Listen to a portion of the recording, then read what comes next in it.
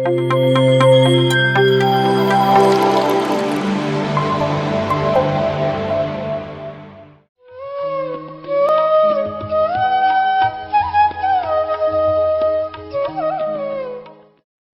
ನಮಸ್ಕಾರ. ನನ್ನ ಆತ್ಮಗುರುಗಳಾದ ಬ್ರಹ್ಮರ್ಷಿ ಪಿತಾಮಹ ಸುಭಾಷ್ ಪತ್ರಿಜಿಯವರಿಗೆ ಕೃತಜ್ಞತಾಪೂರ್ವಕ ನಮನಗಳನ್ನು ಸಲ್ಲಿಸ್ತಾ, ನನಗೆ ಜನ್ಮ ಕೊಟ್ಟ ನನ್ನ ತಂದೆ ತಾಯಿಯರನ್ನು ನೆನೀತಾ, ಇಂದಿನ ವಿಷಯವಾದ ಜ್ಞಾನೇಂದ್ರಿಯ ಮತ್ತು ಕರ್ಮೇಂದ್ರಿಯಗಳ ಕುರಿತು ತಿಳ್ಕೊಳ್ಳೋಣ. ಆಧುನಿಕ ಜಗತ್ತು ಹಾಗೂ ಪಾಶ್ಚಾತ್ಯ ಸಂಸ್ಕೃತಿ ಮನುಷ್ಯನಲ್ಲಿ ಭೋಗ ಸಂಸ್ಕೃತಿಯನ್ನು ಬೆಳೆಸ್ತಾ ಇದೆ ಅನ್ನೋದರಲ್ಲಿ ಎರಡು ಮಾತಿಲ್ಲ. ವಿಜ್ಞಾನ ಮತ್ತು ತಾಂತ್ರಿಕತೆಯ ಮುನ್ನಡೆಯಿಂದ ಮಾನವನ ಬದುಕನ್ನು ಹೆಚ್ಚೆಚ್ಚು ವಿಲಾಸಮಯಗೊಳಿಸಿದ್ದು ಅವನಲ್ಲಿ ದೇಹದ ಪ್ರಜ್ಞೆಯನ್ನು ತೀವ್ರಗೊಳಿಸಿದೆ ಮತ್ತು ಭೋಗಲಾಲಸೆಯನ್ನು ಉದ್ದೀಪನಗೊಳಿಸ್ತಾ ಇದೆ ಅನ್ನೋದು ಎಲ್ಲರ ಗಮನಕ್ಕೂ ಬಂದಿದೆ. ಈಗ ನಾವು ನಮ್ಮ ಮಕ್ಕಳನ್ನು ಬೆಳೆಸ್ತಾ ಇರೋ ವಿಧಾನವೂ ಸರಿಯಿಲ್ಲ. ಆಧ್ಯಾತ್ಮದ ಮೆರುಗೇ ಇಲ್ಲದಂತಹ ಸಂಪೂರ್ಣ ವಸ್ತುನಿಷ್ಠ ಭೌತಿಕ ಜೀವನವಾಗಿದೆ, ಅಂದರೆ ಮೆಟೀರಿಯಲಿಸ್ಟಿಕ್ ಲೈಫ್ ಆಗಿದೆ. ಅವರ ಬೇಕುಗಳೆಲ್ಲವೂ ಕಾಮನೆಗಳೆಲ್ಲವೂ ಪೂರ್ತಿಯಾಗ್ತಾ ಇರೋದು ಒಂದು ಕಡೆಯಾದರೆ, ಬಯಸಿದ್ದನ್ನೆಲ್ಲ ಪಡಿಬಹುದು ಅನ್ನುವಂಥ ಮನಸ್ಥಿತಿ, ಪಡಿಲೇಬೇಕು ಅನ್ನುವಂಥ ಹಠ ಸ್ವಭಾವವನ್ನು ಮಕ್ಕಳು ಬೆಳೆಸ್ಕೊಳ್ತಾ ಇರೋದು ಮತ್ತೊಂದು ಕಡೆ. ಪಂಚೇಂದ್ರಿಯಗಳು, 5 ಸೆನ್ಸ್ ಆರ್ಗನ್ಸ್ ಅನ್ನೋ ಪದ ಬಳಕೆ ಪುಟ್ಟ ಮಕ್ಕಳಿಗೆ ಕಣ್ಣು, ಕಿವಿ, ಮೂಗು, ನಾಲಿಗೆ, ಮುಖ ಯಾವುದು ಅಂತ ತೋರಿಸು ಅಂತ ಹೇಳ್ಕೊಡ್ತೀವಿ ಹೊರತು ಅದಕ್ಕಿಂತ ಹೆಚ್ಚಿನ ಜ್ಞಾನ ನಮಗೆ ಇಲ್ವಲ್ಲ. ಆ ಇಂದ್ರಿಯಗಳು ಕೂಡ ಮಾನವನ ದೇಹದಲ್ಲಿ ಒಂದು ದಿವ್ಯ ವ್ಯವಸ್ಥೆಯೇ ಸರಿ, ಆಧ್ಯಾತ್ಮಿಕ ಸೃಷ್ಟಿಯೇ ಸರಿ. ಮನೆಯಲ್ಲಿ ಪೋಷಕರು ಆತ್ಮಜ್ಞಾನವನ್ನಾಗಲಿ, ಜೀವನ ಮೌಲ್ಯಗಳನ್ನಾಗಲಿ, ಜೀವನ ವಿಧಾನವನ್ನಾಗಲಿ ತಿಳಿಸ್ಕೊಡ್ತಾ ಇಲ್ಲ. ಯಾಕೆಂದರೆ ಅವರಿಗೆ ಸಮಯನೇ ಇಲ್ಲ. ಶಾಲೆಗಳಲ್ಲಿರುವಂಥ ಪಠ್ಯಕ್ರಮದಲ್ಲಿ ಕಿವಿ ಕಣ್ಣಿನ ಬಗ್ಗೆ, ನಾಲಿಗೆ ಮತ್ತು ಚರ್ಮದ ಬಗ್ಗೆ ಚಿತ್ರಸಹಿತ ಕಲಿತಾರೆ. ಇಂದ್ರಿಯಗಳ ಕುರಿತು ಅಂಕಗಳಿಕೆ ದೃಷ್ಟಿಯಿಂದ ಕಲಿತಾರೆಯೇ ಹೊರತು ಇಂದ್ರಿಯಗಳ ದುರ್ಬಳಕೆಯ ಪರಿಣಾಮಗಳು ನಮ್ಮ ಮುಂದಿನ ಜೀವನದಲ್ಲಿ ಹೇಗೆ ಪ್ರಭಾವ ಬೀರುತ್ತೆ, ನಮ್ಮ ಪುನರ್ಜನ್ಮಗಳಲ್ಲಿ ಆರೋಗ್ಯದ ಮೇಲೆ, ಸ್ಥಿತಿಗತಿಗಳ ಮೇಲೆ ಹೇಗೆ ಪರಿಣಾಮ ಬೀರುತ್ತೆ ಅನ್ನೋದನ್ನು ತಿಳಿಸೋವಂಥ ಪರಿಪಾಠನೇ ಇಲ್ಲವಾಗಿದೆ.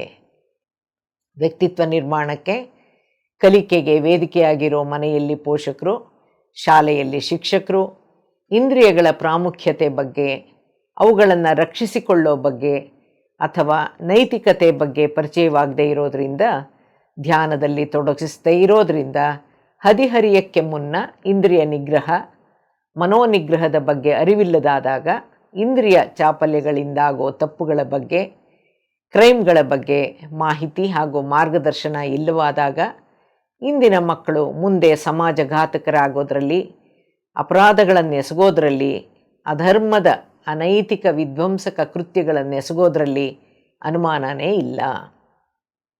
ಮನೆಯಲ್ಲಿ ಬುದ್ಧಿ ವಿವೇಕವನ್ನು ಕಲಿದಿದ್ದರೆ ಸಮಾಜ ಬುದ್ಧಿ ಕಲಿಸುತ್ತೆ, ಆದರೆ ಅದು ಬಹಳ ಕಾಸ್ಟ್ಲಿ. ಹಲವಾರು ಆಧ್ಯಾತ್ಮಿಕ ವಿಷಯಗಳ ಕುರಿತು ಯೂಟ್ಯೂಬ್ನಲ್ಲಿ ನನ್ನ 140ಕ್ಕೂ ಹೆಚ್ಚು ಉಪನ್ಯಾಸಗಳನ್ನು ಕೇಳಿರ್ತೀರ. ಅವೆಲ್ಲವೂ ಒಂದಲ್ಲ ಒಂದು ರೀತಿಯಲ್ಲಿ ಮಾನವನ ದೇಹದ ಬಗ್ಗೆ, ದೇಹ ಸೃಷ್ಟಿ ಬಗ್ಗೆ ಅಥವಾ ದೇಹಕ್ಕೆ ಸಂಬಂಧಿಸಿರೋ ಬಗ್ಗೆ, ಮಾನವನಲ್ಲಿರುವಂಥ ಶಕ್ತಿ ಸಾಮರ್ಥ್ಯಗಳ ಬಗ್ಗೆ, ಗುಣಸ್ವಭಾವಗಳ ಬಗ್ಗೆ, ಅರಿವು ಪ್ರಜ್ಞೆಗಳ ಬಗ್ಗೆ ಆಗಿರುತ್ತೆ. ಯಾಕೆಂದರೆ ಮೊದಲಿಗೆ ನಾವು ನಮ್ಮನ್ನು ಅರ್ಥ ಮಾಡಿಕೊಂಡ್ರೆ, ನಮ್ಮಲ್ಲಿರೋ ಸಂಪನ್ಮೂಲಗಳನ್ನು ಅರ್ಥ ಮಾಡಿಕೊಂಡ್ರೆ, ನಾವು ಆತ್ಮ ಪದಾರ್ಥ ಅನ್ನೋ ಅನುಭವ ನಮಗಾದರೆ ನಮ್ಮ ಭೌತಿಕ ಬೆಳವಣಿಗೆ ಹಾಗೂ ಆಧ್ಯಾತ್ಮಿಕ ಬೆಳವಣಿಗೆ ಶುರುವಾಯಿತು ಅಂತ ಪರಿಗಣಿಸಬಹುದು. ಮನುಷ್ಯನ ಸೀಮಿತ ಅವಧಿಯ ಬದುಕಿನಲ್ಲಿ ನಾವು ತಿಳ್ಕೊಳ್ಳಲೇಬೇಕಾದಂಥ ಹಲವಾರು ವಿಚಾರಗಳಲ್ಲಿ ಈ ದಿನ ನಾವು ತಿಳ್ಕೊಳ್ಳಬಹುದಾಗಿರುವಂತಹ ವಿಚಾರ ನಮ್ಮಲ್ಲಿರೋ ಇಂದ್ರಿಯಗಳ ಬಗ್ಗೆ. ಇಂದ್ರಿಯಗಳಿಗೂ ಜ್ಞಾನಕ್ಕೂ ಕರ್ಮಕ್ಕೂ ಇರೋ ಸಂಬಂಧವನ್ನು ತಿಳಿದು ಜೀವನ ಸಾಗಿಸೋದು ಅರ್ಥಗರ್ಭಿತ. ವಾಸ್ತವದಲ್ಲಿ ಮಾನವ ಕಾಮನೆಗಳ ಕಣಜಾನೆ ಆಗಿರೋದ್ರಿಂದ ಆಂತರಿಕವಾಗಿ ಅವನಲ್ಲಿ ಅತೃಪ್ತಿ, ಅಶಾಂತಿನೇ ತುಂಬಿಕೊಂಡಿದ್ದು. ಅಧರ್ಮಯುತವಾಗಿ ಕಾಮನೆಗಳನ್ನು ತೀರಿಸ್ಕೊಳ್ಳೋಕೆ ಪ್ರಯತ್ನಿಸೋದ್ರಿಂದ ಕರ್ಮಚಕ್ರ ದೊಡ್ಡದಾಗ್ತಾ ಇದೆ ಅನ್ನೋ ಅರಿವು ಅವನಲ್ಲಿ ಇಲ್ಲದೇನೆ ಗೊಂದಲಗಳಿಗೂ ಒಳಗಾಗ್ತಾ ಇದ್ದಾನೆ. ಪಂಚೇಂದ್ರಿಯಗಳ ಮೂಲಕ ತಾನು ಪಡೀತಿರುವಂಥ ಸುಖ ಸಂತೋಷಗಳೆಲ್ಲನೂ ದೈಹಿಕವಾಗಿರೋದ್ರಿಂದ ಅವು ಸ್ವಭಾವತಃ ಕ್ಷಣಿಕವಾಗಿದ್ದು ಕಾಲಕ್ರಮದಲ್ಲಿ ಅವು ಇಲ್ಲದೆ ಹೋದಾಗ, ಸಿಗದೇ ಹೋದಾಗ ಜೀವನ ದುಃಖಮಯ ಅಂತಲೂ ಅವನಿಗೆ ಅರ್ಥ ಆಗಬೇಕಿದೆ. ತನ್ನ ಇಂದ್ರಿಯಗಳನ್ನು, ತನ್ನ ಮನಸ್ಸನ್ನು ನಿಗ್ರಹಿಸದೆ ತನಗೆ ಸುಖ ಶಾಂತಿ ಸಿಕ್ಕೋಕ್ಕೆ ಸಾಧ್ಯವಿಲ್ಲ ಅಂತನೂ ಅದು ಕ್ಷಣಿಕ ಅನ್ನೋ ಸತ್ಯದ ಅರಿವು ಮೂಡಬೇಕಿದೆ. ಈ ಸತ್ಯದ ಅರಿವೇ ಜ್ಞಾನ, ಆತ್ಮಜ್ಞಾನ, ಆಧ್ಯಾತ್ಮಿಕ ಜ್ಞಾನ. ಆತ್ಮಜ್ಞಾನವಿಲ್ಲದಿರೋದೇ, ಆಧ್ಯಾತ್ಮಿಕ ಮಾರ್ಗದರ್ಶನವಿಲ್ಲದಿರೋದೇ ಅಜ್ಞಾನಕ್ಕೆ ಕಾರಣವಾಗಿದೆ. ಹಾಗಾಗಿ ಅಜ್ಞಾನದಿಂದ ಪಾಪ, ಪಾಪದಿಂದ ರೋಗ, ಧ್ಯಾನದಿಂದ ಜ್ಞಾನ, ಜ್ಞಾನದಿಂದ ಮುಕ್ತಿ. ಪರಮಾತ್ಮನ ಅದ್ಭುತ ಸೃಷ್ಟಿಗಳಲ್ಲಿ ಮಾನವನ ಸೃಷ್ಟಿ ಅತ್ಯದ್ಭುತ. ಅವನ ಆಧ್ಯಾತ್ಮಿಕ ಅಂಗರಚನೆ ವಿಶೇಷ. ಮಾನವ ಜನ್ಮವೇ ಶ್ರೇಷ್ಠ. ಯಾವ್ಯಾವ ಅಂಶಗಳಿಂದ ಮಾನವ ಸೃಷ್ಟಿಸಲ್ಪಟ್ಟಿದ್ದಾನೆ, ಮಾನವನ ಜೀವನದಲ್ಲಿ ತನ್ನ ದಿನನಿತ್ಯದ ಭೌತಿಕ, ಮಾನಸಿಕ ಹಾಗೂ ಆಧ್ಯಾತ್ಮಿಕ ಚಟುವಟಿಕೆಗಳಿಗೆ ಕಾರಣವಾಗುವಂಥ ಯಾವ್ಯಾವ ಅಂಶಗಳಿರುತ್ತೆ ಅನ್ನೋದನ್ನು ಭಗವದ್ಗೀತೆಯ 13ನೇ ಅಧ್ಯಾಯದ ಶ್ಲೋಕ 5ರಲ್ಲಿ ವಿವರಿಸಿದ್ದಾರೆ. ಮಹಾಭೂತಾನ್ಯಹಂಕಾರೋ ಬುದ್ಧಿರವ್ಯಕ್ತಮೇವ ಚ ಇಂದ್ರಿಯಾಣಿ ದಶೈಕಂ ಚ ಪಂಚ ಇಂದ್ರಿಯ ಗೋಚರಾಹ ಅಂತ ಇದೆ. ಪುರುಷ ಅಥವಾ ಮನುಷ್ಯನ ಚಟುವಟಿಕೆಯ ಕ್ಷೇತ್ರದಲ್ಲಿ ಒಟ್ಟು 24 ಅಂಶಗಳಿವೆ. ಅವು ಯಾವುವು ಅಂತಂದರೆ, ಪಂಚಭೂತಗಳು 5. ನಮ್ಮ ದೇಹ ಪಂಚಭೂತಗಳಿಂದ ರಚನೆ ಆಗಿದೆ. ಆ 5. ಎರಡನೇದು ಅಹಂಕಾರ, ಅಂದರೆ ನಾನು, ನನ್ನದು, ನನಗಾಗಿ ಅನ್ನೋದು. ಬುದ್ಧಿವಂತಿಕೆ ಹಾಗೂ ನಮ್ಮಲ್ಲಿರೋ ಆತ್ಮಶಕ್ತಿ, ಇದು 3. ಜ್ಞಾನೇಂದ್ರಿಯಗಳ 5: ಕಣ್ಣು, ಕಿವಿ, ಮೂಗು, ನಾಲ್ಗೆ, ಚರ್ಮ. ಕರ್ಮೇಂದ್ರಿಯಗಳ 5: ಮನಸ್ಸು 1. ಇಂದ್ರಿಯಗಳ ವಸ್ತುಗಳಾದ ರೂಪ, ಶಬ್ದ, ವಾಸನೆ, ರುಚಿ ಮತ್ತು ಸ್ಪರ್ಶಗಳು 5. ಇಷ್ಟೂ ಸೇರಿದರೆ 24 ಅಂಶಗಳಾಗುತ್ತೆ. ಈ 24 ಅಂಶಗಳಲ್ಲಿ ಈ ದಿನದ ವಿಷಯ 5 ಜ್ಞಾನೇಂದ್ರಿಯಗಳು, 5 ಕರ್ಮೇಂದ್ರಿಯಗಳು, ಮನಸ್ಸು, ಜೊತೆಗೆ ಇಂದ್ರಿಯಗಳ ವಸ್ತುಗಳಾದ ರೂಪ, ಶಬ್ದ, ವಾಸನೆ, ರುಚಿ ಮತ್ತು ಸ್ಪರ್ಶಗಳು. ಮಾನವನ ಜೀವನದ ಮಾನಸಿಕ ಲಕ್ಷಣಗಳು ಯಾವುವು ಅಂದರೆ ಆಸೆ, ಭಾವೋದ್ರೇಕಗಳು, ದ್ವೇಷ, ಸಂತೋಷ ಮತ್ತು ದುಃಖ. ನಮ್ಮ ಆಧ್ಯಾತ್ಮಿಕ ಬೆಳವಣಿಗೆಗೆ ಇಂದ್ರಿಯ ನಿಗ್ರಹ ಹಾಗೂ ಮನೋನಿಗ್ರಹ ಬಹಳ ಮುಖ್ಯ. ನಿಗ್ರಹ ಮಾಡದಿದ್ದರೆ ಏನಾಗುತ್ತೆ ಅನ್ನೋ ಅರಿವು ಕೂಡ ಅಷ್ಟೇ ಮುಖ್ಯ. ಅದನ್ನು ತಿಳ್ಕೋಬೇಕು. ಯೋಗ ದರ್ಶನದಲ್ಲಿ ಕೂಡ ಮಾನವನು ಇದೇ 24 ತತ್ವಗುಣಗಳ ಅವಸ್ಥಾ ವಿಶೇಷ ಅಂತ ಹೇಳಲಾಗಿದೆ. ಸಾಂಖ್ಯ ಯೋಗ ತತ್ವಶಾಸ್ತ್ರದ ಪ್ರಕಾರನೂ ಭೌತಿಕ ಬ್ರಹ್ಮಾಂಡವು ಇದೇ 24 ಅಂಶಗಳಿಂದ, ತತ್ವಗಳಿಂದ ಕೂಡಿದ್ದು. ಈ ಸಾಂಖ್ಯಯೋಗ ತತ್ವಶಾಸ್ತ್ರದ ಬೋಧನೆ, ಪರಿಕಲ್ಪನೆಗಳನ್ನು ಯುರೋಪ್ ಮತ್ತು ಪಾಶ್ಚಿಮಾತ್ಯ ದೇಶಗಳು ಬಹಳ ಮೆಚ್ಚಿಕೊಂಡಿದೆ. ಯಾಕಂದರೆ ಇದು ಸಂಪೂರ್ಣ ಕಾಸ್ಮಿಕ್ ಅಭಿವ್ಯಕ್ತಿಯನ್ನು ವಿಶ್ಲೇಷಿಸುವಂತಹ ಮೆಟಾಫಿಸಿಕ್ಸ್ ವಿಷಯಗಳಾಗಿವೆ. ಮೆಟಾಫಿಸಿಕ್ಸ್ ಅಂದರೆ ಗೋಯಿಂಗ್ ಬಿಯಾಂಡ್ 3rd ಡೈಮೆನ್ಷನ್, ಅಂದರೆ length into breadth into height ಅನ್ನೋದನ್ನು ಡೈಮೆನ್ಷನ್ 3 ಡೈಮೆನ್ಷನ್ ಅಂತೀವಿ. ಅದನ್ನು ಮೀರಿರುವಂಥದ್ದು. ಹಾಗಾಗಿ world to activate the divine within us, ನಮ್ಮೊಳಗಡೆ ಇರುವಂಥ ಒಂದು ದಿವ್ಯತ್ವವನ್ನು ಆ್ಯಕ್ಟಿವೇಟ್ ಮಾಡುವಂಥದ್ದು. ಜೊತೆಗೆ to bring our full self out, ನಮ್ಮೊಳಗಡೆ ಇರೋ ನಮ್ಮ ಒಂದು ನಿಜವಾದದ್ದು ಏನಿದೆಯೋ, ರೂಪ ಏನಿದೆಯೋ ಅದನ್ನು ಆಚೆಗೆ ತರುವಂಥದ್ದು metaphysics. To study the relationship between mind and matter, ಒಂದು ಮನಸ್ಸಿಗೂ ಮತ್ತು ವಸ್ತುಗೂ ಏನು ಸಂಬಂಧ ಇದೆ ಅನ್ನೋದನ್ನು ಹೊರತರುವಂಥದ್ದು. To study and experience the consciousness and other realms, ಅಂದರೆ ಈ ಬ್ರಹ್ಮಾಂಡವನ್ನು, ಪ್ರಕೃತಿಯ ನಿಗೂಢ ಸತ್ಯಗಳನ್ನು, ಪ್ರಜ್ಞಾಸ್ತರವನ್ನು, ಚೈತನ್ಯದ ವಿವಿಧ ಆಯಾಮಗಳನ್ನು ಅರ್ಥ ಮಾಡ್ಕೊಳ್ಳೋಕ್ಕೆ, ನಮ್ಮಲ್ಲಿರುವಂಥ ದಿವ್ಯತ್ವವನ್ನು ಜಾಗೃತಗೊಳಿಸ್ಕೊಳ್ಳೋಕ್ಕೆ ಬಳಸುವಂಥ ತತ್ವ ಸಿದ್ಧಾಂತಗಳು, ಪ್ರಯೋಗಗಳು, ಅತೀಂದ್ರಿಯ ಶಕ್ತಿಗಳು, ಜೊತೆಗೆ ಚರ್ಮಚಕ್ಷುಗಳಿಗೆ ಗೋಚರವಾಗದ ಅನುಭವಪೂರ್ವಕವಾದ ಅಧ್ಯಯನನ ಮೆಟಾಫಿಸಿಕ್ಸ್ ಅಂತ ಅನ್ನೋದು ಅರ್ಥ ಮಾಡ್ಕೋಬಹುದು. ಶ್ರೀಮದ್ ಭಾಗವತದಲ್ಲಿ ಏನು ಹೇಳಿದ್ದಾರೆ ಅಂದರೆ, ಮಾನವನು ಈ 24 ತತ್ವಗುಣಗಳ ಅವಸ್ಥಾ ವಿಶೇಷ ಅಂತಲೂ, ಭೌತಿಕ ಅಸ್ತಿತ್ವದಲ್ಲಿನ ಜೀವನ ಸ್ಥಿತಿಯು ವ್ಯಕ್ತಿಯ ಬುದ್ಧಿವಂತಿಕೆ ಮತ್ತು ಶಕ್ತಿಯ ಮೇಲೆ ಅವಲಂಬಿತವಾಗಿದ್ದು, ಬುದ್ಧಿವಂತಿಕೆಯನ್ನು ಜ್ಞಾನವನ್ನು ಪಡೆಯೋಕೆ ಜ್ಞಾನೇಂದ್ರಿಯಗಳು ಸಹಾಯ ಮಾಡುತ್ತೆ. ನಮ್ಮಲ್ಲಿ 2 ರೀತಿಯ ಇಂದ್ರಿಯಗಳಿವೆ. ಒಂದು ಜ್ಞಾನ ಸಂಪಾದನೆಗಾಗಿರೋ ಇಂದ್ರಿಯ ಅಂಗಗಳು, ಎರಡನೇದು ಕಾರ್ಯಕಾರಿ ಚಟುವಟಿಕೆಗಳಿಗಾಗಿ ಇರುವಂಥ ಇಂದ್ರಿಯ ಅಂಗಗಳು. ಜ್ಞಾನವನ್ನು ಪಡೆಯೋ 5 ಇಂದ್ರಿಯ ಅಂಗಗಳು ಕಣ್ಣು, ಕಿವಿ, ಮೂಗು, ನಾಲಿಗೆ ಮತ್ತು ಚರ್ಮ. ಇಂದ್ರಿಯಾರ್ಥಗಳು ಅಂದರೆ ಅವುಗಳಿಂದ ನಾವೇನನ್ನು ಗ್ರಹಿಸ್ತೀವೋ ಅವು ಇಂದ್ರಿಯಾರ್ಥ.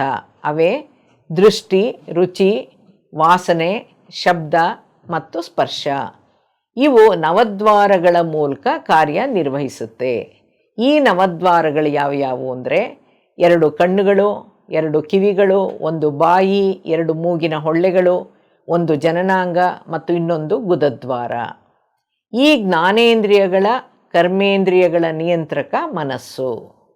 ಪ್ರತಿಯೊಂದು ಇಂದ್ರಿಯವು ತನ್ನದೇ ಆದ ಚಟುವಟಿಕೆಯ ಕ್ಷೇತ್ರವನ್ನು ಹೊಂದಿದ್ದು, ನಮ್ಮನ್ನು ನಾವು ಭೌತಿಕ ಸ್ಥಿತಿಯಲ್ಲಿ ತೊಡಗಿಸ್ಕೊಳ್ಳೋದ್ರಿಂದ ನಾವು ಅರಿಷಡ್ವರ್ಗ, ಆದಿಭೌತಿಕ ಹಾಗೂ ಆದಿದೈವಿಕ ಕ್ಲೇಶಗಳಿಗೆ ಒಳಗಾಗಿದ್ದೀವಿ. ಕ್ಲೇಶಗಳಿಗೆ ಕಾರಣ ಮನಸ್ಸು. ಮನಸ್ಸನ್ನು 6ನೇ ಇಂದ್ರಿಯ ಅಂತ ಕೂಡ ಪರಿಗಣಿಸಲಾಗಿದೆ. ಕೃಷ್ಣ ಕಾನ್ಷಿಯಸ್ನೆಸ್ ಪ್ರಕಾರ ಆಧ್ಯಾತ್ಮಿಕ ಜೀವನದಲ್ಲಿ ಮುನ್ನಡೆಯೋಕ್ಕೆ ಬಯಸೋರು ಶುದ್ಧವಾದ ಬಯಕೆಗಳನ್ನು ಹೊಂದಿರಬೇಕು. ಅವರ ಇಂದ್ರಿಯಗಳು ಶುದ್ಧವಾಗಬೇಕು ಹಾಗೂ ಶುದ್ಧ ಭಕ್ತಿಯಿಂದ ಭಗವಂತನ ಸೇವೆ ಮಾಡಬೇಕು.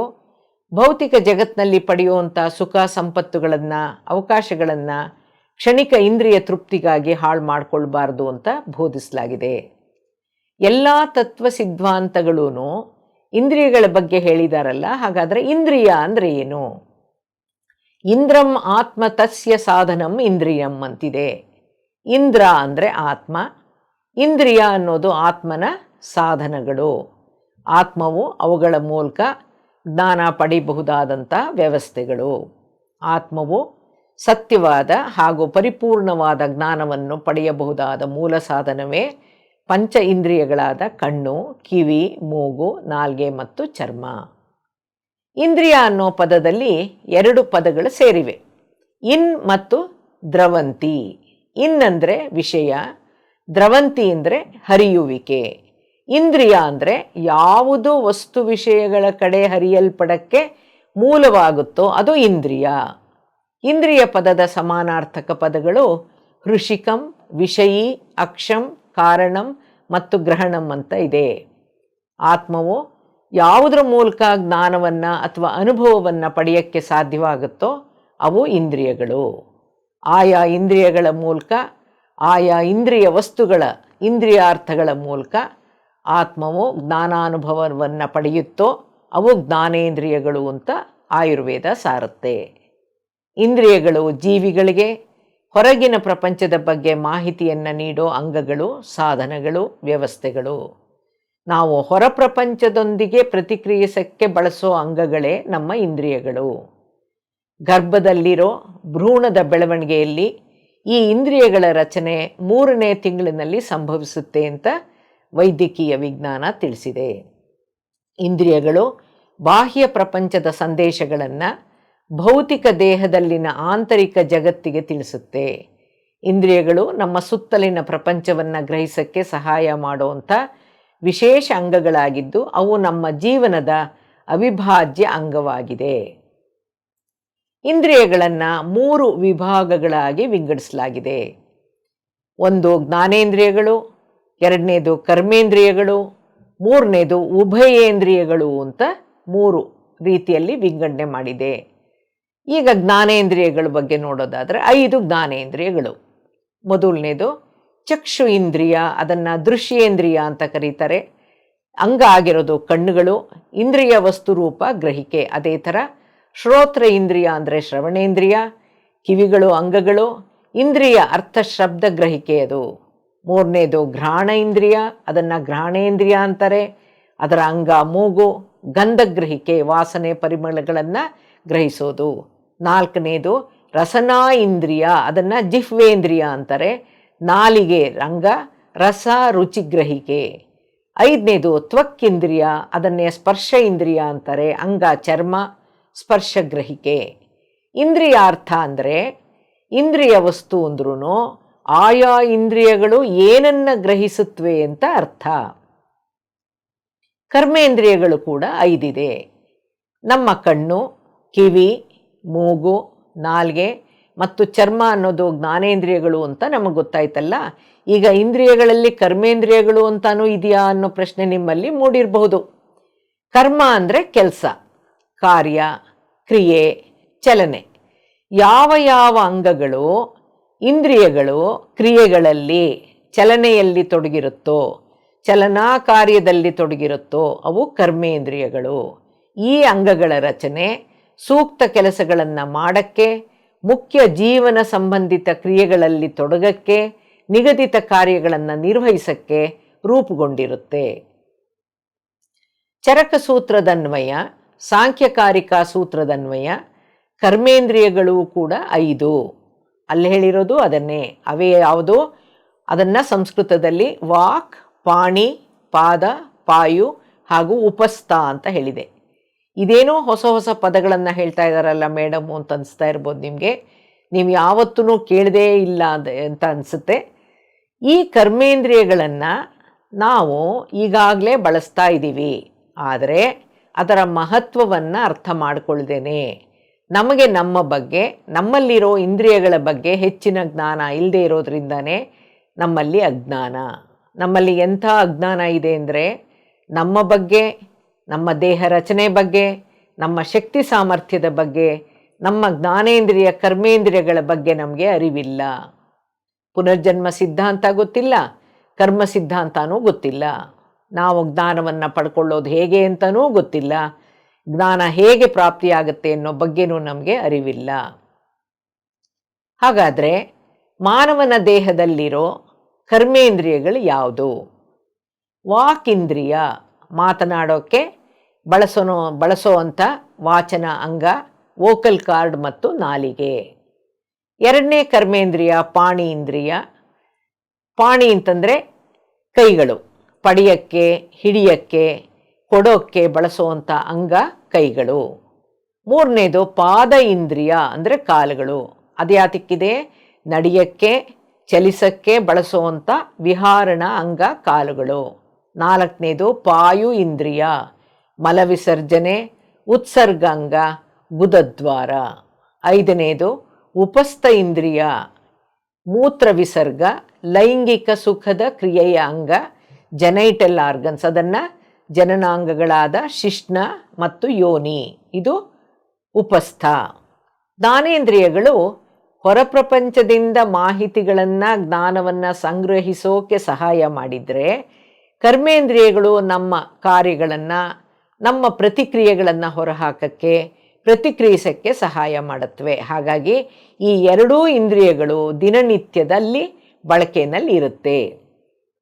3ನೇ ಇಂದ್ರಿಯನ ಹೇಳಿದ್ದು ಉಭಯೇಂದ್ರಿಯ, ಅದೇ ಮನಸ್ಸು. ಇದಕ್ಕೆ ಉಭಯೇಂದ್ರಿಯ ಅಂತಿದೆ ಅಂತಂದರೆ, ಈ ಮನಸ್ಸು ಅನ್ನೋದು ಉಭಯ ಅಂದರೆ 2 ರೀತಿಯಲ್ಲಿ, ಅಂದರೆ ಜ್ಞಾನೇಂದ್ರಿಯವಾಗಿಯೂ ಹಾಗೂ ಕರ್ಮೇಂದ್ರಿಯವಾಗಿಯೂ ಬಳಸುವಂಥ ಇಂದ್ರಿಯ ಮನಸ್ಸು.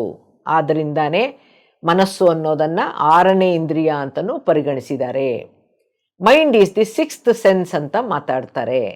ಮನಸ್ಸು ಕ್ರಿಯಾತ್ಮಕವೂ ಹೌದು, ಜ್ಞಾನ ಪಡೆಯೋಕ್ಕೆ ಪ್ರೇರಕವೂ ಹೌದು. ದೇಹಕ್ಕೂ ಆತ್ಮಕ್ಕೂ ಸಂಪರ್ಕವನ್ನು ಕಲ್ಪಿಸೋದೇ ಮನಸ್ಸು. ಪ್ರತಿ ಚಿಂತನೆಯ ಹಿಂದೆ, ಪ್ರತಿ ಕೆಲಸ ಕಾರ್ಯದ ಹಿಂದೆ ಇರೋದೇ ಮನಸ್ಸು. ಹಾಗಾಗಿ ಮನಸ್ಸು ಉಭಯೇಂದ್ರಿಯ. ಮಾಂಡೂಕ್ಯೋಪನಿಷತ್ತಿನಲ್ಲಿ 5ನೇ ಮಂತ್ರದಲ್ಲಿ ಸ್ವಪ್ನ ಸ್ಥಿತಿಯಲ್ಲಿ ಜ್ಞಾನೇಂದ್ರಿಯಗಳ ಹಾಗೂ ಕರ್ಮೇಂದ್ರಿಯಗಳ ಬಳಕೆಯ ಬಗ್ಗೆ ಉಲ್ಲೇಖ ಇದ್ದು, ಈ ಶ್ಲೋಕದ ಗದ್ಯಾರ್ಥ ಹೀಗಿದೆ: ಯಾವ ಒಂದು ಅವಸ್ಥೆಯಲ್ಲಿ ಜೀವಿಯು ಯಾವುದೇ ಬಯಕೆಗಳನ್ನು ಬಯಸೋದಿಲ್ವೋ, ಯಾವ ಕನಸನ್ನೂ ಕಾಣ್ತಾ ಇರೋದಿಲ್ವೋ ಅದು ನಿದ್ರಾಸ್ಥಿತಿ. ಮಾನವನ ಈ ನಿದ್ರಾಸ್ಥಿತಿಯಲ್ಲಿ ಜ್ಞಾನೇಂದ್ರಿಯಗಳಾಗಲಿ ಕರ್ಮೇಂದ್ರಿಯಗಳಾಗಲಿ ಅಥವಾ ಉಭೇಂದ್ರಿಯವಾದ ಮನಸ್ಸಾಗಲಿ ಕೆಲಸ ಮಾಡ್ತಿರೋಲ್ಲ. ಮನಸ್ಸು ಜಗದ ವಸ್ತು, ವ್ಯಕ್ತಿ, ವಿಷಯಗಳನ್ನು ಜಾಗೃತಾವಸ್ಥೆಯಲ್ಲೂ ಅವುಗಳ ಕಲ್ಪಿತ ರೂಪವನ್ನು ಕನಸಿನಲ್ಲಿ ಪಡಿಬಹುದು. ಕನಸಿಲ್ಲದ ನಿದ್ರಾಸ್ಥಿತಿಯಲ್ಲಿ ಯಾವ ಇಂದ್ರಿಯವೂ ಕೆಲಸ ಮಾಡದೆ ಮನಸ್ಸು ಸ್ತಬ್ಧವಾಗಿರೋದ್ರಿಂದ ಮನಸ್ಸು ಏಕತಾ ತತ್ವದಲ್ಲಿ ಲೀನವಾಗಿ ಅದು ಕ್ಷಣಕಾಲ ಬ್ರಹ್ಮವೇ ಆಗಿ ಆನಂದಮಯ ಸ್ಥಿತಿಯನ್ನು ಅನುಭವಿಸುವಂಥ ಸ್ಥಿತಿಯೇ ನಿದ್ರಾಸ್ಥಿತಿ ಅಂತಿದೆ. ಆ ನಿದ್ರಾಸ್ಥಿತಿಯಿಂದ ಹೊರಬರೋದೇ ಎಚ್ಚರ ಸ್ಥಿತಿ, ಜಾಗೃತ ಸ್ಥಿತಿ, ಎಚ್ಚರ ಮನಸ್ಸಿನ ಸ್ಥಿತಿ. ಈ ಮನಸ್ಸನ್ನು ಇಂದ್ರಿಯ ಭೋಗದಿಂದ ವಿಮುಖವಾಗಿ ಪರಮಾತ್ಮನ ಧ್ಯಾನಕ್ಕೆ ತಂದು ನಿಲ್ಲಿಸೋದೇ ಯೋಗ ಅಂತ ಭಗವದ್ಗೀತೆಯಲ್ಲಿ ತಿಳಿಸಿದೆ. ಈ ಯೋಗ ಸಾಧನೆಯ ಧ್ಯಾನ ಸಾಧನೆಯ ಪ್ರಾರಂಭದಲ್ಲಿರೋನನ್ನು ಯೋಗಯುತ್ ಅಂತ ಕರೀತಾರೆ. ಯೋಗ ಸಿದ್ಧಿಯನ್ನು ಪಡೆದವನನ್ನು ಜೀವನ್ಮುಕ್ತ ಅಂತ ಕರೀತಾರೆ. ನಮ್ಮ ಗುರುಗಳಾದ ಪತ್ರಿ ಸರ್ರವರು ಜೀವನ್ಮುಕ್ತಿ ಸಾಧಿಸಿ ಸಾಧನೆಗೆ ತಕ್ಕಂತೆ ಜೀವಿಸಿ 40 ವರ್ಷಗಳ ಕಾಲ ಆಧ್ಯಾತ್ಮಿಕ ವಿಜ್ಞಾನವನ್ನು, ಶಾಸ್ತ್ರವನ್ನು, ಅತಿ ಸುಲಭ ಸರಳ ಸಹಜ ಆನಾಪಾನಸತಿ ಧ್ಯಾನವನ್ನು ಮಾನವ ಕೋಟಿಗೆ ಬೋಧಿಸಿದವರು ಹಾಗೂ ಮಹಾಪರಿನಿರ್ವಾಣವನ್ನು ಹೊಂದಿದವರು. ಭಗವದ್ಗೀತೆಯಲ್ಲಿ ಶ್ರೀಕೃಷ್ಣನು ಹೇಳಿರೋ ಯೋಗವನ್ನು ಭಗವಾನ್ ಬುದ್ಧ ನಿತ್ಯ ಸತ್ಯವಾಗಿರೋ ಮನುಷ್ಯನ ಶ್ವಾಸೋಚ್ಛ್ವಾಸದ ಮೇಲಿನ ನಿರಂತರ ಗಮನದ ಮೂಲಕ ಸಾಧಿಸಬಹುದು ಎಂಬುದನ್ನು ಮಾನವ ಕುಲಕ್ಕೆ ಕೊಡುಗೆಯಾಗಿ ನೀಡಿದ್ದಾನೆ. ಬುದ್ಧನ ಬೋಧನೆಯ ಮೂಲ ತತ್ವದಲ್ಲಿ ಆಸೆಯೇ ದುಃಖಕ್ಕೆ ಮೂಲ ಅನ್ನೋ ಸತ್ಯವು ಅಡಗಿದೆ. ಈ ಆಸೆ ಅನ್ನೋದೇ ನಿಂದ್ರಿಯ ಸಹಜವಾದ ಕಾಮನೆಗಳಾಗಿವೆ. ಇಂದ್ರಿಯಗಳೆಲ್ಲವೂ ಬಹಿರ್ಮುಖಿಯಾಗಿರೋದ್ರಿಂದ ಅವು ಸ್ವಭಾವತಃ ದೃಶ್ಯಕ್ಕೆ, ರುಚಿಗೆ, ಸ್ಪರ್ಶಕ್ಕೆ, ಶಬ್ದ ಮತ್ತು ವಾಸನೆಗಳಿಗೆ ಸ್ಪಂದಿಸಿ ದೇಹದಲ್ಲಿ ಸಂವೇದನೆಗಳನ್ನು ಉದ್ದೀಪನಗೊಳಿಸುತ್ತೆ, ಆಕರ್ಷಣೆಗಳಿಗೆ ದೇಹವನ್ನು ಅಣಿಗೊಳಿಸುತ್ತೆ. ಆಗಲೇ ಮನಸ್ಸು ಕಡಿವಾಣವಿಲ್ಲದ ಕುದುರೆ ಹಾಗೆ ನಿಯಂತ್ರಣವಿಲ್ಲದೆ ಓಡಕ್ಕೆ ತೊಡಗಿ ಸುಖ ಸಂತೋಷದ ಬೆನ್ನತ್ತಿ ಹೋಗಿ ಆ ಸುಖ ಸಂತೋಷವನ್ನು ಅನುಭವಿಸಿದ ಮೇಲೆ ಅದು ಕ್ಷಣಿಕ ಅಂತ ಗೊತ್ತಾದಾಗಿನಿಂದ ದುಃಖದ ಅಧ್ಯಾಯ ಪ್ರಾರಂಭವಾಗುತ್ತೆ. ಹಾಗಾಗದಿರೋದಕ್ಕೆ ಮನಸ್ಸನ್ನು ನಿಗ್ರಹಿಸೋದೇ ಯೋಚನೆ ಆಲೋಚನೆಗಳಿಗೆ, ಕಾಮನೆಗಳಿಗೆ ಬಂದಿಯಾಗದೆ ದುಃಖ ಸಾಗರದಲ್ಲಿ ಮುಳುಗೋ ಅಪಾಯದಿಂದ ಮನಸ್ಸನ್ನು ರಕ್ಷಿಸೋದೇ ಆನಾಪಾನಸತಿ ಧ್ಯಾನ. ಆನಂದದ ಆತ್ಮಸಾಗರದಲ್ಲಿ ಸಾಗಿ ಪರಮಾತ್ಮನ ದಡ ಸೇರಬಹುದಾದ ಅತಿ ಸುಲಭ ಮಾರ್ಗ ಆನಾಪಾನಸತಿ ಧ್ಯಾನ ಆಗಿದೆ. ಮಾನವ ಪ್ರಾಣಿ ಸಂಕುಲದಿಂದಾನೇ ಬಂದಿರೋದ್ರಿಂದ ಮಾನವನನ್ನು ಅತ್ಯಂತ ಬುದ್ಧಿವಂತ ಪ್ರಾಣಿ ಅಂತ ಪರಿಗಣಿಸಲಾಗಿದೆ. ಮಾನವ ತನ್ನ ಅತಿಯಾದ ಬುದ್ಧಿವಂತಿಕೆಯಿಂದ, ಅವನಿಗಿರೋ ಸೃಜನಾತ್ಮಕತೆಯಿಂದ ಹಾಗೂ ಅವನೂ ಒಬ್ಬ ಸೃಷ್ಟಿಕರ್ತನಾಗಿರೋದ್ರಿಂದ ಭಗವಂತ ಮಾನವನಿಗೆ ಕೊಟ್ಟಿರೋ ಜ್ಞಾನೇಂದ್ರಿಯಗಳನ್ನು ಹಾಗೂ ಕರ್ಮೇಂದ್ರಿಯಗಳನ್ನು ಅತಿಯಾದ ಬುದ್ಧಿವಂತಿಕೆಯಿಂದ ತಪ್ಪಾಗಿ ಬಳಸಿ ಕರ್ಮಚಕ್ರದಲ್ಲಿ ಸಿಲುಕಿಕೊಂಡಿದ್ದಾನೆ ಅಂತ ಆದರೆ ಅವನಿಗೆ ಗೊತ್ತಾಗ್ತಾ ಇಲ್ಲ.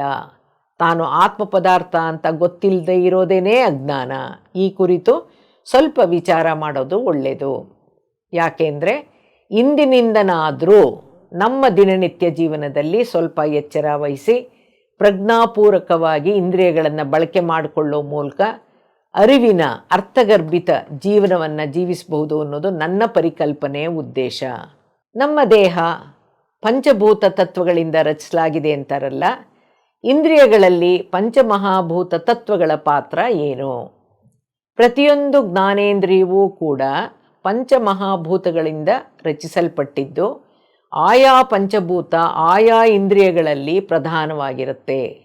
ಜ್ಞಾನೇಂದ್ರಿಯ ವೃತ್ತಿ, ಜ್ಞಾನೇಂದ್ರಿಯಗಳು ಗುಣಸ್ವಭಾವಗಳು, ಪಂಚಭೂತ ತತ್ವಗಳನ್ನೆಲ್ಲ ಒಟ್ಟು ಮಾಡಿ ಆಯುರ್ವೇದದಲ್ಲಿ ಪಂಚಪಂಚಕಗಳ ಪಂಚಜ್ಞಾನೇಂದ್ರಿಯಗಳ ಪಟ್ಟಿ ಮಾಡಿದ್ದಾರೆ.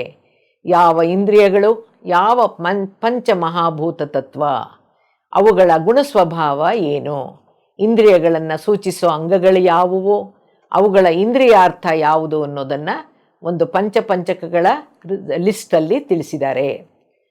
ಚಕ್ಷು ಇಂದ್ರಿಯದ ಅಂಗ ಕಣ್ಣುಗಳು, ಅದರ ತತ್ವ ಅಗ್ನಿತತ್ವ, ಅದರ ಗ್ರಹಿಕೆ ಗುಣ ರೂಪಗುಣ.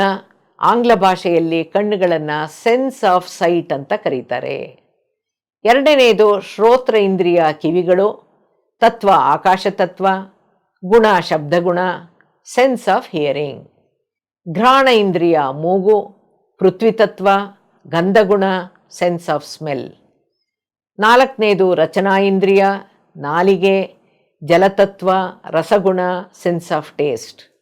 ಐದನೇದು ತ್ವಕ್ಕಿಂದ್ರಿಯ ಚರ್ಮ, ವಾಯುತತ್ವ, ಸ್ಪರ್ಶಗುಣ, ಸೆನ್ಸ್ ಆಫ್ ಟಚ್ ಅಥವಾ ಫೀಲ್. ಕಣ್ಣು, ಕಿವಿ, ಮೂಗು, ನಾಲ್ಗೆ ಮತ್ತು ಚರ್ಮವನ್ನು ಯಾಕೆ ಜ್ಞಾನೇಂದ್ರಿಯ ಅಂತ ಕರೀತಾರೆ? ಈ ಇಂದ್ರಿಯಗಳ ಮೂಲಕ ಗ್ರಹಿಸಿದ ಮಾಹಿತಿ ಹೇಗೆ ಜ್ಞಾನ ಅನಿಸ್ಕೊಳ್ಳುತ್ತೆ?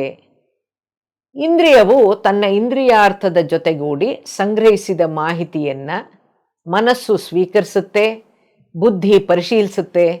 ಆಗ ಆತ್ಮವು ಅದರ ಸತ್ಯಾಸತ್ಯತೆಯನ್ನು ಅರ್ಥೈಸಿ ಆನಂದಿಸಿ ತೀರ್ಮಾನಿಸಿಕೊಂಡಾಗ ಅದು ಪರಿಪೂರ್ಣ ಸತ್ಯಜ್ಞಾನವಾಗುತ್ತೆ, ಅನುಭವಪೂರ್ಣ ಜ್ಞಾನವಾಗುತ್ತೆ. ಇಂದ್ರಿಯಗಳು ಯಾವ ಮಾಹಿತಿಗಳನ್ನು ಸಂಗ್ರಹಿಸುತ್ತೆ ಅಂದರೆ, ಚಕ್ಷು ಇಂದ್ರಿಯವಾದ ಕಣ್ಣುಗಳು ತನ್ನ ಇಂದ್ರಿಯರ್ಥ ರೂಪಗ್ರಹಿಕೆಯ ಸಂಪರ್ಕದಿಂದ ಪಡೆದ ಜ್ಞಾನ ಮಾಡಿಕೊಳ್ಳುತ್ತೆ. ಶ್ರವಣೇಂದ್ರಿಯಗಳಾದ ಕಿವಿಗಳು ಅದರ ಇಂದ್ರಿಯಾರ್ಥ ಶಬ್ದಗ್ರಹಿಕೆಯ ಮೂಲಕ ಪಡೆದ ಜ್ಞಾನ ಆಗುತ್ತೆ. ಘ್ರಾಣೇಂದ್ರಿಯವಾದ ಮೂಗು ಅದರ ಇಂದ್ರಿಯಾರ್ಥವಾದ ಗಂಧಗ್ರಹಿಕೆಯ ಮೂಲಕ ಗ್ರಹಿಸಿದಂಥ ವಿಭಿನ್ನ ವಾಸನೆಗಳನ್ನು, ಗಂಧವನ್ನು ಜ್ಞಾನವನ್ನಾಗಿ ಪರಿವರ್ತಿಸುತ್ತೆ. ಜಿಹ್ವೇಂದ್ರಿಯವಾಗಿರೋ ನಾಲ್ಗೆಯ ಮೂಲಕ ಅದರ ಇಂದ್ರಿಯಾರ್ಥವಾದ ರಸ ರುಚಿ ಗ್ರಹಿಕೆಯ ಮೂಲಕ ಗ್ರಹಿಸಿದ ವಿಭಿನ್ನ ರುಚಿಗಳನ್ನು ಜ್ಞಾನವಾಗಿ ನೆನಪಿಟ್ಕೊಳ್ಳುತ್ತೆ. ಸ್ಪರ್ಶ ಇಂದ್ರಿಯವಾದ ಚರ್ಮದ ಮೂಲಕ ಅದರ ಇಂದ್ರಿಯಾರ್ಥವಾದ ಸ್ಪರ್ಶ ಗ್ರಹಿಕೆಯ ಮೂಲಕ ಗ್ರಹಿಸಿದ ಭಾವನೆಗಳನ್ನು, ಫೀಲನ್ನು, ಟಚ್ಚನ್ನು ಮನಸ್ಸು ಸ್ವೀಕರಿಸಿ ಬುದ್ಧಿ ಪರಿಶೀಲಿಸಿದಾಗ ಆತ್ಮವು ಅದರ ಸತ್ಯಾಸತ್ಯತೆಯನ್ನು ಅರ್ಥೈಸಿ ಆನಂದಿಸಿ ತೀರ್ಮಾನಿಸ್ಕೊಂಡು ಅದು ಪರಿಪೂರ್ಣ ಸತ್ಯಜ್ಞಾನವಾಗುತ್ತೆ, ಅನುಭವಪೂರ್ಣ ಜ್ಞಾನವಾಗುತ್ತೆ. ಈ ಇಂದ್ರಿಯಗಳ ಮೂಲಕ ಅನುಭವಪೂರ್ಣ ನಾಲೆಡ್ಜ್ ಬರೋದ್ರಿಂದಾನೇ ಈ 5 ಅಂಗಗಳನ್ನು ಜ್ಞಾನೇಂದ್ರಿಯ ಅಂತ ಪರಿಗಣಿಸಿರೋದು. ಭಗವದ್ಗೀತೆಯ 2ನೇ ಅಧ್ಯಾಯದ ಶ್ಲೋಕ 42ರಲ್ಲಿ ಇಂದ್ರಿಯಾಣಿ ಪರಣ್ಯಾಹುರೀಂದ್ರಿಯೇಭ್ಯ ಪರಂ ಮನಃ ಮನಸಸ್ತು ಪರ ಬುದ್ಧಿರ್ಯೋ ಬುದ್ಧೇ ಪರತಸ್ತು ಸಹ ಅಂತ ಇದೆ. ಅಂದರೆ ಇಂದ್ರಿಯಗಳು ಹೆಚ್ಚಿನವು ಅಂತ ಹೇಳ್ತಾರೆ. ಇಂದ್ರಿಯಗಳಿಗಿಂತ ಮನಸ್ಸು ಹೆಚ್ಚಿನದು, ಮನಸ್ಸಿಗಿಂತಲೂ ಬುದ್ಧಿಯು ಹೆಚ್ಚಿನದು. ಆದರೆ ಯಾವನು ಬುದ್ಧಿಗಿಂತ ಹೆಚ್ಚಿನವನೋ ಅವನು ಆತ್ಮ ಅಂತ ವಿವರಣೆ ಕೊಟ್ಟಿದೆ. ಗ್ರಹಿಕೆ ಜ್ಞಾನ ಇಂದ್ರಿಯಗಳಿಂದ ಪ್ರಾರಂಭವಾಗಿ ಅಂತಿಮವಾಗಿ ಆತ್ಮಜ್ಞಾನ ಮತ್ತು ಆತ್ಮಾನುಭವವಾಗಿ ಆತ್ಮದ ಬೆಳವಣಿಗೆಗೆ ಕಾರಣವಾಗುತ್ತೆ. ಅದಕ್ಕೆ ಪತ್ರಿ ಸರ್ ಹೇಳಿರೋದು ಧ್ಯಾನದಿಂದ ಜ್ಞಾನ, ಜ್ಞಾನದಿಂದ ಮುಕ್ತಿ ಅಂತ. ದೇಹದಲ್ಲಿರೋ ಇಂದ್ರಿಯಗಳು, ಮನಸ್ಸು, ಬುದ್ಧಿ ಮತ್ತು ಆತ್ಮ ಹೇಗೆ ಹೊಂದಾಣಿಕೆಯಲ್ಲಿ ಕಾರ್ಯನಿರ್ವಹಣೆ ಮಾಡುತ್ತೆ ಅಂತಲೂ ತಿಳ್ಕೋಬೇಕು ನಾವು. ಆತ್ಮ ಮತ್ತು ದೇಹ ಜೊತೆಯಲ್ಲಿದ್ದಲ್ಲಿ ಮಾತ್ರ, ಅಂದರೆ ಜೀವಂತವಾಗಿದ್ದಾಗ, ಜಾಗೃತ ಸ್ಥಿತಿಯಲ್ಲಿದ್ದಾಗ, ಇಂದ್ರಿಯಗಳು ಕಾರ್ಯನಿರತವಾಗಿದ್ದಾಗ ಎಚ್ಚರ ಮನಸ್ಸಿಗೆ ಕೆಲಸ. ಆತ್ಮ ಮತ್ತು ದೇಹ ಜೊತೆಯಲ್ಲಿದ್ದರೂ ಜೀವಂತವಾಗಿದ್ರೂ ಇಂದ್ರಿಯಗಳು ನಿಷ್ಕ್ರಿಯವಾಗಿದ್ದರೆ ಕೋಮಾ ಸ್ಥಿತಿಯಲ್ಲಿದ್ದಾಗ ಸುಪ್ತ ಮನಸ್ಸಿಗೆ ಕೆಲಸ. ಈ ಕುರಿತು ನಡೆದಿರುವಂಥ ಒಂದು ಸಂಶೋಧನೆ ಹೀಗಿತ್ತು. ಕೋಮಾದಲ್ಲಿದ್ದ ವ್ಯಕ್ತಿಯೊಬ್ಬ ಆಸ್ಪತ್ರೆಯಲ್ಲಿದ್ದ. ಸಂಶೋಧನೆ ಕೈಗೊಂಡಿದ್ದ ವ್ಯಕ್ತಿ ಅವನ ಪೋಷಕರಿಂದ ಅನುಮತಿ ಪಡೆದು ಪ್ರತಿದಿನ ಆಸ್ಪತ್ರೆಗೆ ಬಂದು ರೋಗಿ ಕಿವಿನಲ್ಲಿ ಏನನ್ನೋ ಹೇಳಿ ಹೋಗ್ತಾ ಇದ್ರು. ಒಂದು ದಿನ ಆ ಸಂಶೋಧನೆ ಮಾಡ್ತಾ ಇದ್ದ ವ್ಯಕ್ತಿ ಏನು ಮಾಡ್ತಾನೆ, ಒಂದು ಚೀಟಿ ಬರೆದು ಒಂದು ಲಕೋಟೆಯಲ್ಲಿ ಹಾಕಿ ಅಂಟಿಸ್ಬಿಟ್ಟು ಪೋಷಕರ ಹತ್ರ ಕೊಟ್ಬಿಟ್ಟು ಹೇಳ್ತಾನೆ, ನಿಮ್ಮ ಮಗನಿಗೆ ಪ್ರಜ್ಞೆ ಬಂದ ತಕ್ಷಣ ಬಂದ ದಿನ ಈ ಲಕೋಟೆಯನ್ನು ತೆರೀರಿ ಅಂತ ಹೇಳಿ ಆಚೆ ಹೊಟ್ಟೋಗ್ತಾನೆ. 2 ದಿನಗಳಾದ ಮೇಲೆ ಪ್ರಜ್ಞೆ ಬರುತ್ತೆ. ಬ್ರೆಡ್ ಅಂತ ಕೂಗ್ತಾ ಇರ್ತಾನೆ. ಹಾಸಿಗೆಯಲ್ಲಿ ಎದ್ದು ಕೂತ್ಕೊಂಡ್ಬಿಟ್ಟಿರ್ತಾನೆ. ನರ್ಸು ಡಾಕ್ಟ್ರೆಲ್ಲ ಬಂದು ಅವನನ್ನು ಅಟೆಂಡ್ ಮಾಡ್ತಾರೆ. ಅಲ್ಲಿದ್ದವರೆಲ್ರಿಗೂ ಆಶ್ಚರ್ಯವಾಗಿರುತ್ತೆ. ಆ ವ್ಯಕ್ತಿಗೂ ಆಶ್ಚರ್ಯವಾಗಿತ್ತಂತೆ. ಜ್ಞಾನ ಬಂದಾಗ ಆ ರೋಗಿ ಏನು ಹೇಳಿರಬಹುದು ಕುತೂಹಲ ಇದ್ದಿದ್ದರಿಂದ ನರ್ಸನ್ನು ಕೇಳ್ತಾರೆ. ಯಾಕೆಂದರೆ ಪೇರೆಂಟ್ಸ್ ಬರೋ ಹೊತ್ತಿಗೆ ಇವ್ನು ಕಿರ್ಚ್ಕೊಂಡು ಬಿಟ್ಟಿದ್ದ ಬ್ರೆಡ್ ಅಂತ.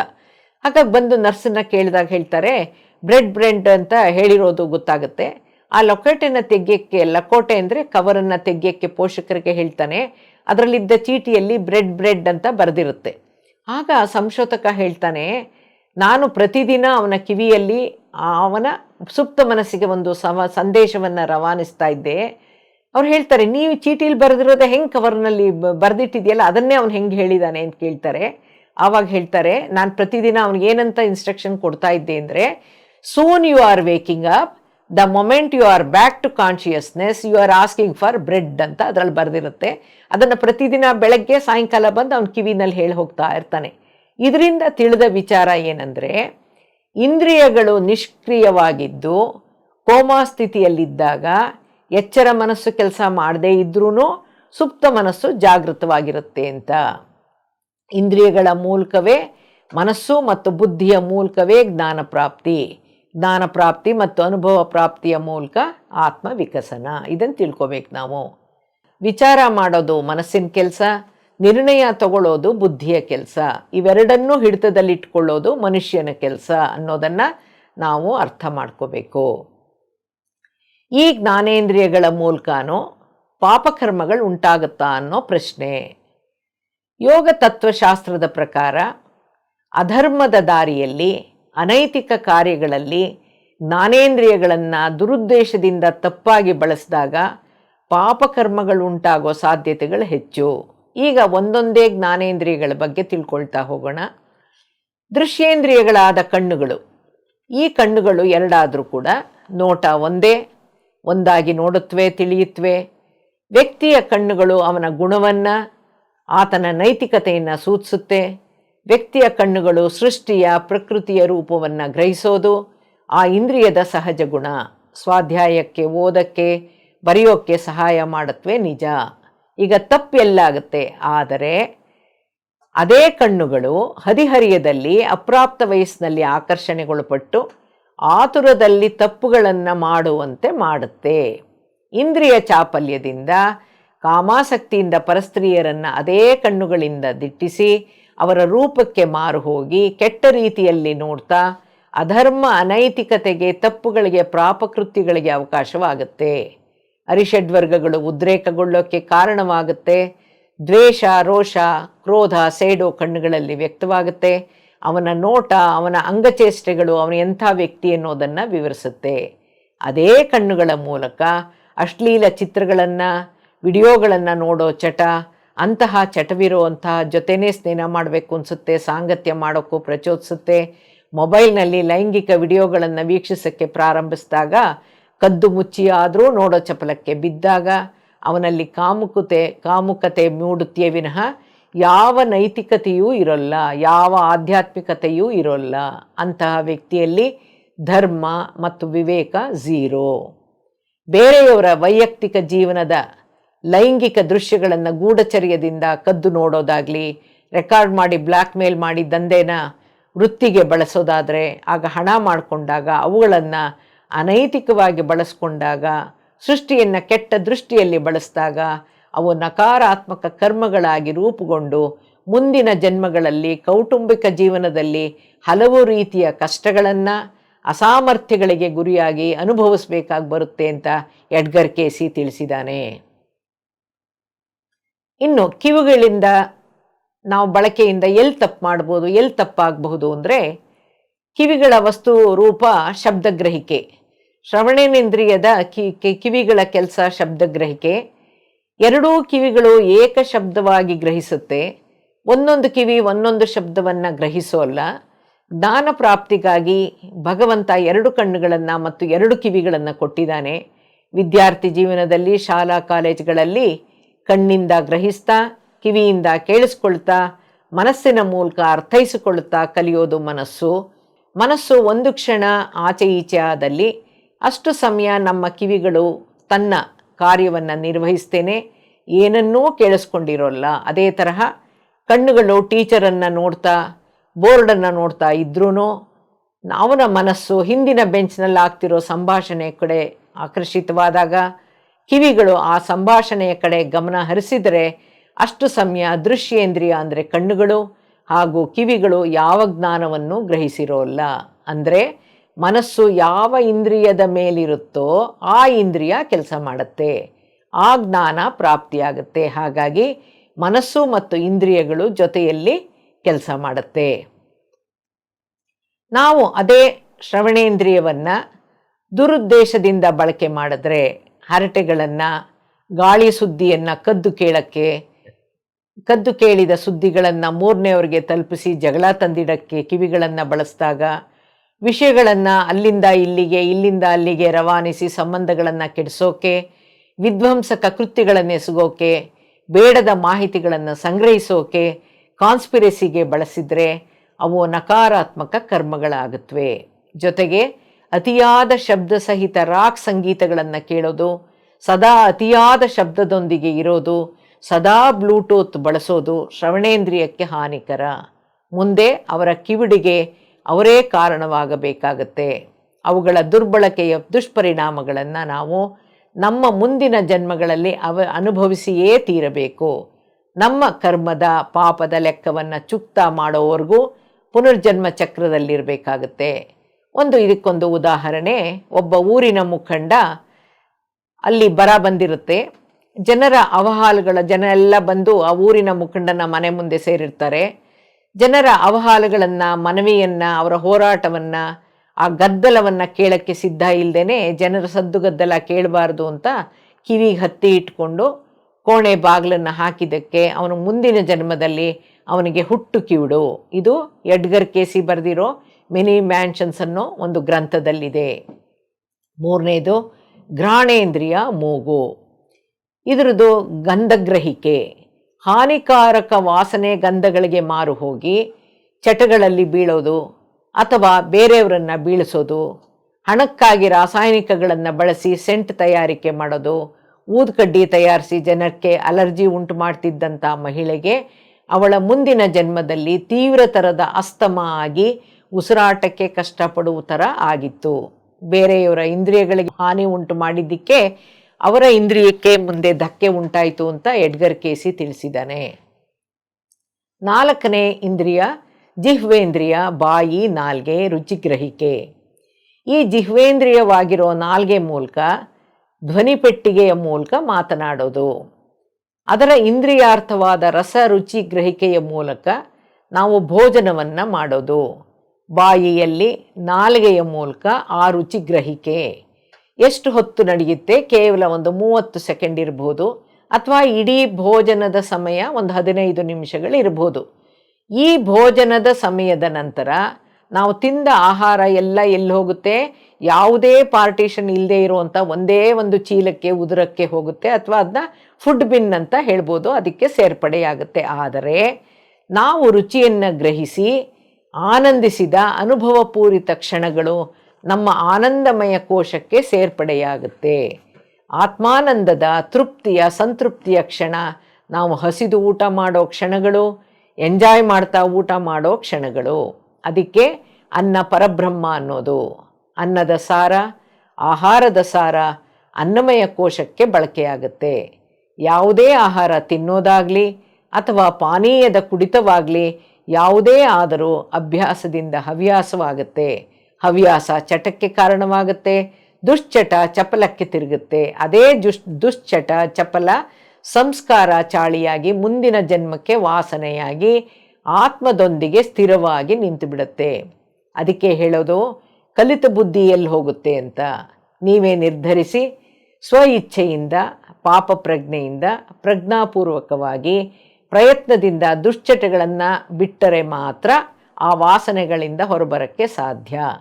ವಾಸನೆಯಿಂದ ಹೊರಬರೋಕ್ಕೆ ಪ್ರಯತ್ನಿಸದೇ ಇದ್ದರೆ, ಬರದೇ ಇದ್ದರೆ ಅಧೋಗತಿಗಿಳಿತೀವಿ. ಗತ ಜನ್ಮಗಳಲ್ಲಿ ನಾವೇ ಸಂಪಾದಿಸಿದ್ದ ಪುಣ್ಯದ ಗಂಟು ಅಥವಾ ನಮ್ಮ ಪಿತೃಗಳ ಧಾರ್ಮಿಕ ಕಾರ್ಯಗಳಿಂದ ನಮಗೆ ಹರಿದು ಬರ್ತಾ ಇದ್ದಂಥ ಪುಣ್ಯದ ಗಂಟು ಕರಗಿ ಮುಂದೆ ನಿರ್ಗತಿಕನಾಗಿ ಜನಿಸಿ ಹಲವು ರೀತಿಯ ಅನಾರೋಗ್ಯಗಳಿಗೆ ತುತ್ತಾಗಬಹುದು ಅಥವಾ ಹಲವು ಸಂಕಷ್ಟಗಳನ್ನು ಎದುರಿಸಬೇಕಾಗಿ ಬರಬಹುದು. ನಮ್ಮಲ್ಲಿ ಒಂದು ಗಾದೆ ಬಳಕೆಯಲ್ಲಿದೆ, ಹೆಣ್ಣಿಗೆ ಹಠ ಇರಬಾರ್ದು, ಗಂಡಿಗೆ ಚಟ ಇರಬಾರ್ದು ಅಂತ. ರುಚಿಗೆ ದಾಸನಾಗಿ ನಾಲಿಗೆಯ ಚಪಲಕ್ಕೆ ಬಿದ್ದು ಆ ಚಪಲ ತೀರಿಕೆಗಾಗಿ, ಕಾಮನೆಗಾಗಿ ಅರಿಷಡ್ವರ್ಗಗಳಿಗೆ ಬಿದ್ದಲ್ಲಿ ನಮ್ಮಿಂದ ತಪ್ಪುಗಳು ಜಾಸ್ತಿ ಆಗ್ತಾ ಬಂದು ಆ ತಪ್ಪುಗಳನ್ನು ತಿದ್ದಿಕೊಳ್ಳೋಕೆ ಪುನರ್ಜನ್ಮಗಳು ಕಟ್ಟಿಟ್ಟ ಬುತ್ತಿ.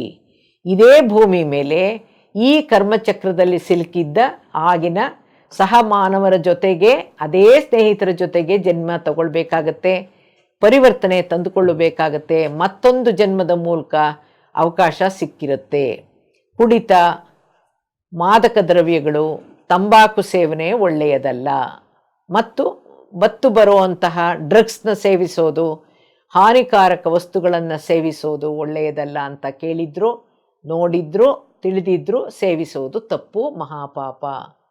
ಸಹಜ ಜೀವನಕ್ಕೆ ಮಾತ್ರ ಧಕ್ಕೆ ಉಂಟಾಗೋದಲ್ಲದೆ ಅವರವರ ಕುಟುಂಬಕ್ಕೂ ತೊಂದರೆ ತರುವಂತಹದ್ದು ಈ ಚಟಗಳು. ಮಾದಕ ದ್ರವ್ಯಗಳು ಹಾಗೂ ಕುಡಿತ ಮಾನವನ ಜಾಗೃತಾವಸ್ಥೆಯನ್ನು ಹಾಗೂ ಸಹಜ ಅರಿವು ಪ್ರಜ್ಞೆಯನ್ನು ಹಾಳು ಮಾಡಿ ಅನೈತಿಕ ಚಟುವಟಿಕೆಗಳಲ್ಲಿ ತೊಡಗುವಂತಾಗೋದ್ರಿಂದ ಪ್ರಜ್ಞಾವಂತರು ಮಾಡುವಂಥ ಕರ್ಮಗಳು ಇವೆಲ್ಲ. ಈ ಚಟಗಳಿಂದ ಆರ್ಥಿಕ ಸಂಕಷ್ಟಗಳು ಉಂಟಾಗಬಹುದು, ಸಾಲ ಸೋಲದ ಬಲೆಗೆ ಸಿಕ್ಕಿ ಹಾಕಿಕೊಳ್ಳಬಹುದು, ಕೌಟುಂಬಿಕ ನೈತಿಕ ಜೀವನಗಳಲ್ಲಿ ವ್ಯತ್ಯಾಸ ಉಂಟಾಗಬಹುದು, ಜೊತೆಗೆ ಮಹಾಕಾಯಿಲೆಯಾದ ಕ್ಯಾನ್ಸರ್ಗೆ ಗುರಿಯಾಗಬಹುದು. ನಮ್ಮ ಗುರುಗಳಾದ ಪತ್ರಿ ಸರ್ ಹೇಳ್ತಾ ಇದ್ರು, ಸಣ್ಣ ಸಣ್ಣ ಪಾಪ ಸಣ್ಣ ಸಣ್ಣ ಕಾಯಿಲೆಗಳು, ದೊಡ್ಡ ದೊಡ್ಡ ಪಾಪ ದೊಡ್ಡ ದೊಡ್ಡ ಕಾಯಿಲೆಗಳು, ಮಹಾಪಾಪ ಮಹಾಕಾಯಿಲೆಗಳು, ಅನೇಕ ಪಾಪಗಳು ಅನೇಕ ಕಾಯಿಲೆಗಳು ಅಂತ ಹೇಳಿರೋದು. ಹೊಲಸು ಮಾತುಗಳನ್ನಾಡಿ, ಕೆಟ್ಟ ಮಾತುಗಳನ್ನಾಡಿ, ಸುಳ್ಳು ಹೇಳಿ, ಸುಳ್ಳು ಸಾಕ್ಷಿ ಹೇಳಿ ಪರರ ದುಃಖಕ್ಕೆ, ಬೇಸರಕ್ಕೆ, ಶಿಕ್ಷೆಗೆ ಕಾರಣವಾಗೋದು ಕೂಡ ಕುಕರ್ಮನೇ, ಮಹಾಪಾಪನೇ ಅಂತ ಹೇಳ್ತಾ ಇಂದಿನ ಉಪನ್ಯಾಸವನ್ನು ಮುಗಿಸ್ತಾ ಇದ್ದೀನಿ.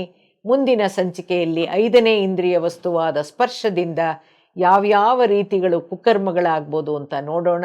ಧನ್ಯವಾದಗಳು, ಧನ್ಯವಾದಗಳು, ಧನ್ಯವಾದಗಳು. PMC ಕನ್ನಡ ಚಾನೆಲ್ ಅನ್ನು ಲೈಕ್ ಮಾಡಿ, ಶೇರ್ ಮಾಡಿ, ಸಬ್ಸ್ಕ್ರೈಬ್ ಮಾಡಿ ಮತ್ತು ಮಾಡಿಸಿ. ಎಲ್ಲರಿಗೂ ಧನ್ಯವಾದಗಳು.